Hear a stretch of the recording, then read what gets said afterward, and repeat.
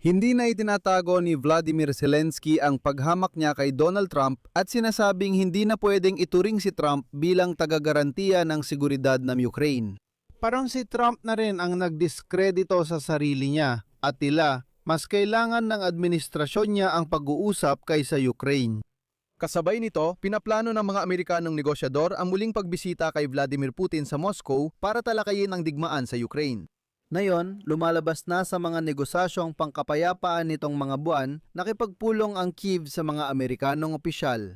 Iminungkahi ng mga Ukraino na tawagin ang bahagi ng Donbas na nais pa rin sakupin ng Russia bilang Doniland. At ang buong Donbas ay gawing isang offshore zone na gugustuhin ni Donald Trump na makuha at tiyak na nais niyang ipagtanggol ito mula sa mga kamay ni Vladimir Putin. Sa kabuuan, ito ay interesante. Kagiliw-giliw na bagay ang gustong gawin sa Donbas. Talakayin natin ito. Ang pangalan ko ay Alexi Pichi. Sama-sama natin talakayin ang paksang ito. Pero bago tayo magsimula sa episode na ito, hinihiling ko sa inyo na mag-subscribe sa channel, mag-like, mag-iwan ng kahit anong komento, at siguraduhing mag-subscribe din sa aking Telegram channel na Pichi News. Ang link ay nasa description ng video na ito.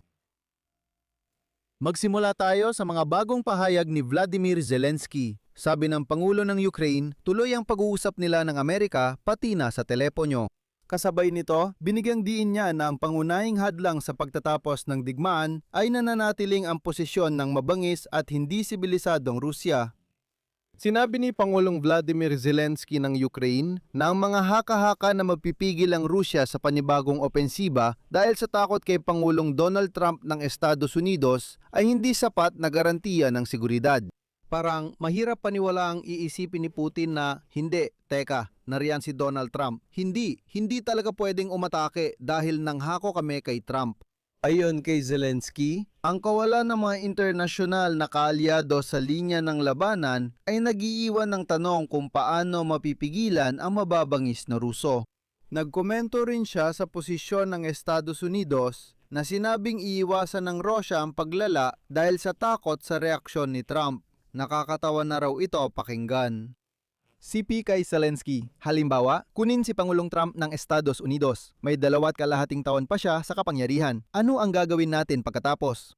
Sa totoo lang, kung babaguhin ko ng kaunti ang sinabi ni Zelensky tungkol sa, oo, kahit sa 2 taon at kalahati na yon, matapos ang lahat ng ginawa ni Donald Trump at bigla siyang nagbago ng isip, may naniniwala ba talagang posisyon ni Trump ang mabibigay seguridad sa Ukraine? Nakakatawa.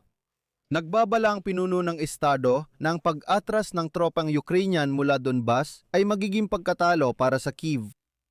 Gusto nila na umalis tayo sa mga rehiyon ng Luhansk at Donetsk. Siyempre, sa estratehikong pananaw, talo tayo doon. Estratehikong talo rin ito para sa sandatahang lakas. Ang mga fortification, linya ng depensa, tiyak na mas lalong hihina tayo pagkatapos nito. Pag-uusapan pa natin mamaya ang Donbas at negosasyon. Ayon sa New York Times, sa negosasyong pangkapayapaan ng Kyiv at mga opisyal ng Amerika nitong mga nakaraang buwan, iminungkahi ng mga Ukraino na tawaging Doniland ang bahaging ng Donbas na kontrolado ng sandatahang lakas ng Ukraina. Malinaw na ito ay tumutukoy kay Donald Trump. Para sa teritoryong ang malaking bahagi ay winasak ng artilyerya at mga drone ng Russia, nag-isip pa sila ng watawat at pambansang awit. Ayon sa ulat, una nang binanggit ng negosyador na Ukraina ang pangalan na pinagsama ang Donbas at Donald. Bilang biro, kumbaga, Doniland. Gayunpaman, ginamit ang katawagang ito sa mga negosasyon kahit hindi ito naisama sa anumang dokumento. Isa ito sa mga paraan na sinubukan ng mga Ukrainian para hikayatin si Donald Trump na pumabor sa kanila. Sinabi ng pahayagan na ang mungkaing ito ay sumasalamin sa pandaigdigang realidad kung saan iba't ibang bansa ay umaapela sa kayabangan ni Donald Trump para makuha ang suporta ng Estados Unidos. CP mula sa New York Times. Тот факт, что Ang CP mula sa New York Times na inilapat sa walang tao at winasak na bahagi ng industriya ng karbon at bakal ng Ukraine ay maaring mukhang nakakagulat sa gitna ng nagpapatuloy na pinakamadugong labanan sa Europa mula nung ikalawang digmaang pandaigdig. Tinalakay rin ng mga negosyador ang posibleng paglahok ng Konseho ng Kapayapaan sa pamamahala ng teritoryo sa ilalim ni Donald Trump.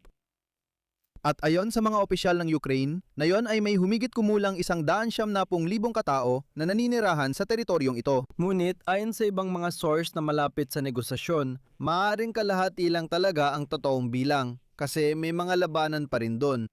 Gayunpaman, hindi balak ng Ukraine na ibigay ang teritoryong ito sa mga mababangis na Ruso. Kaya naman naghanap sila ng paraan kung paano mahikayat si Donald Trump na talagang ipagtanggol ang mga lupang ito, ayon sa New York Times. Patuloy na iginigiit ni Volodymyr Putin at ng kanyang mga tauhan na kailangan nilang makuha ang buong Donbas hanggang sa administratibong hangganan ng Donetsk at Luhansk para matapos ang digmaan. Para makamit ito, si Volodymyr Putin ay handang pahabain ang digmaan ng 1 o 2 taon pa dahil nabigo ang negosasyong pangkapayapaan ni Donald Trump. At ngayon tumatanggi si Vladimir Zelensky na magbigay ng teritorial na konsesyon, iginigiit na ayon sa New York Times. Sa isa pang mungkahi para sa kaayusan pagkatapos ng digmaan, ang bahagi ng Donbas na nasa ilalim ng kontrol ng sandatahang lakas ng Ukraine ay tinawag na modelo ng Monaco.